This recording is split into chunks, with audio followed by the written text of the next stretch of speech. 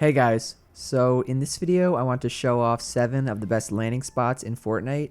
These spots will be useful in mainly solos and duos, but for pretty much any game mode from pubs to arena to even World Cup qualifier matches. I picked these spots with 3 things in mind. 1. Do they have good materials? Can you get max wood, brick, or steel? 2nd, how's the loot there? Are there a lot of chest spawns and floor loot spawns? Also, how concentrated is the loot? Is it spread out across a huge POI, or is it in one tiny area? And lastly, how are you going to rotate out of it to the next zone? Does it have ballers, or rifts, or ATVs, or any other ways to get up and out quickly? Weighing the vast number of drop spot options using this criteria, I finally made my list for Season 9. Before we jump into it though, I want to give a huge thank you to ProGuides for partnering up with me on this video. ProGuides is an amazing resource that helps you get better at Fortnite. They offer a ton of different courses and guides on everything from basic building techniques to how you can score higher and do better in arena matches. They even have an entire video course that they filmed with Mongrel, where he gives his own tips and tricks to improve and become as good as him. ProGuides is also working with Mr. Savage, so if 2 of the best players in the world are using ProGuides, you guys should too. They also have a live 24/7 coach, so make sure you guys check out ProGuides through the link in the description. With that being said, let's start off with one of my personal favorite places to drop, the Slipstream Station near Fatal. I'm going to show all these spots in playgrounds because that is all the chest and floor loot spawns, so if you guys notice random guns that you thought were vaulted, now you know why. Every Slipstream Station has the same exact loot, 1 chest at the top and then 2 floor loot spawns on the sides. I usually go for the floor loot because I know what I'm getting, unless of course it's just shield or ammo, then I'll drop onto the chest if it spawned. There are 2 more chest spawns if you drop down beneath the floor loot, as well as some ammo boxes. You can farm basically everything around you for max metal, but what's amazing about all the Slipstream Stations, and especially this one, is your ability to rotate out of it. I usually look at the house on the hill to the west because you can see everything and anything going on over there.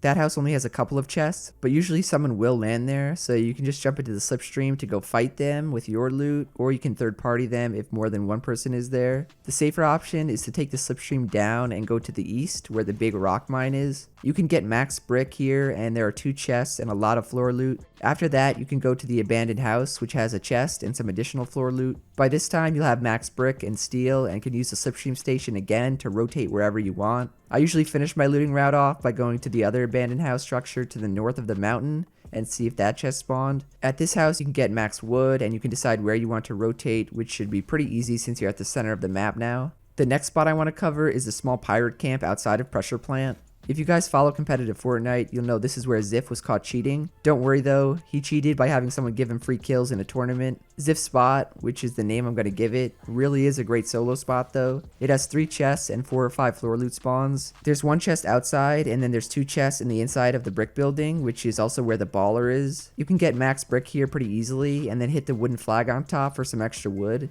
What I usually do is hop into a cannon and then cannonball myself straight over to where the remains of Tomato Temple is. If you're playing duos, one person can land at the Ziff spot and the other person can land at Tomato. Tomato itself has 3 chests inside the main temple part, but there's an additional 4 chests to the west by the other ruins. Then there's 2 more chests to the south at a tiny little temple ruin. There's wood and brick everywhere, so you can easily get capped out on those mats. From Tomato, you can take any of the nearby geysers on the volcano or near Lazy Lagoon and rotate to the middle of the map using the slipstream system. Tomato alone is an amazing spot for solos, but if it's contested and you're at the Ziff spot, you can also just cannonball down the lava trail and loot over there instead. Then of course take the geysers and rotate to zone. Third spot we'll look at is the huge wind turbine outside of Pleasant and Haunted. If you land on the turbine, there's 1 chest and a baller spawn. From there, you can decide to either dip and go loot abandoned houses, or you can just go and loot the remains of the castle that used to be there. There's even a zip line you can hop onto that goes directly from the wind turbine to the castle. There are 4 chests spread out among the castle with a ridiculous amount of brick. There's also floor loot all over the place and an additional chest at the tiny wooden house thing next to the wind turbine. From what I've seen, the castle is usually uncontested, and from there you can rotate out with the baller, or if you're in zone, you can just rotate down to Haunted or Junk. You'll have a top-down view on both of those spots, so you can see how many people landed there. I'll usually try and third party from the top of the hill, and if I get a white hit marker on someone, I'll usually just push and W key them like a maniac. There are like 2 or 3 of these huge wind turbines around the map, but I think this is the best one because of how close it is to the castle. 4th on the list is another great spot for both solos and duos, the updated factories at Loot Lake. Both of the factories have 2 chests each, and then there's 2 floor loot spawns on every level. You can get max metal by farming all the desks and chairs and stuff, and then wood from all the trees. What they added was the additional building in front of the factories that has another 3 chests. All 3 chests are on the lower 2 levels, so make sure if you're landing there that you go through the bottom door. Do not land on the roof because there's no chests at the top floors and there's barely any floor loot. If you count the additional chests in the big truck at the center of the 3 buildings, there's a total of 8 chests in this tiny little area. The best part about dropping at these factories is everyone else who lands at loot will either be at the center or at the opposite side near the construction. What you can do is build up into the slipstream, which is right on top of the new building, and then you can fly around and loot the leftover chests or get a sick flank on whoever else is there. You're at the center of the map, so rotation shouldn't be too hard, and you of course have the slipstream system, which you can use to get anywhere you want. The 5th landing spot is my new solo spot since I've been getting contested like crazy at my old one. It doesn't have an actual name, but it's the weird dirt and swamp area behind Lazy Lagoon. I land at the first building, which has 2 chests, a floor loot spawn, and then a baller. What's great about this spot is it's usually never near the bus route, so even if it's contested, it comes down to whoever has the best drop. So if you practice enough, you can land there before everyone else, and you basically win the whole area. After that, I go to the wooden edit structure, which has another 2 chests and floor loot. Then I'll loot the last 2 chests, which are right next to the edit structure. There's brick and wood everywhere, so you can get max of these mats in like 30 seconds. You should have decent loot at this point, but it won't be anything amazing.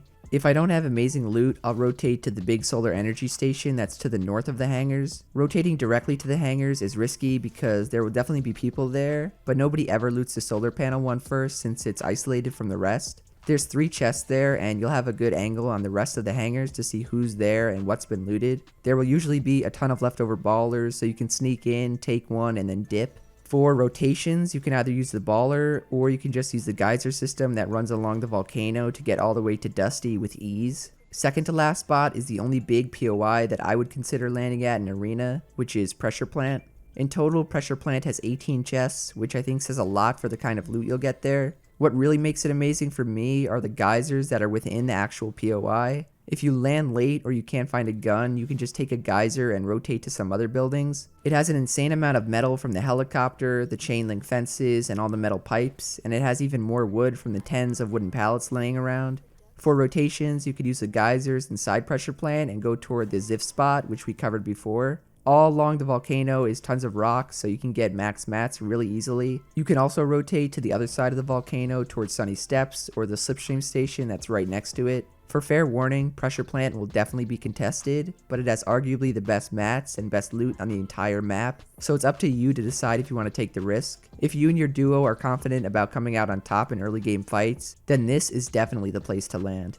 The last spot, which I made its own video for, is John Wick's house behind Paradise. When you go inside, there's floor loot everywhere and 2 chests on the first level. In the basement is where the real loot is because when you break the floor, there's a triple chest spawn. All around and even inside the house are coconut trees which drop coconuts when you break them. Coconuts give 5 health or shield, so you don't have to worry about bad RNG and not finding shield. On top of that, there's max wood, brick, and steel. Outside the house by the RVs is another chest and a bunch of hoverboards and ATVs you can use to rotate. There's also 2 chests even further south and then another 2 chests on the top of the hill southeast, so you really don't have to worry about getting bad loot. The most underrated aspect of this spot is its location. You're up against the water, so you don't have to worry about anyone coming from behind, and nobody will be rotating in from the sides either since there's no POIs there. The only place you have to keep an eye out for is Paradise, but I really think they should be looking out for you since you can easily just rotate in and clean up whoever is left. Overall, any of these spots will be great for solos and duos.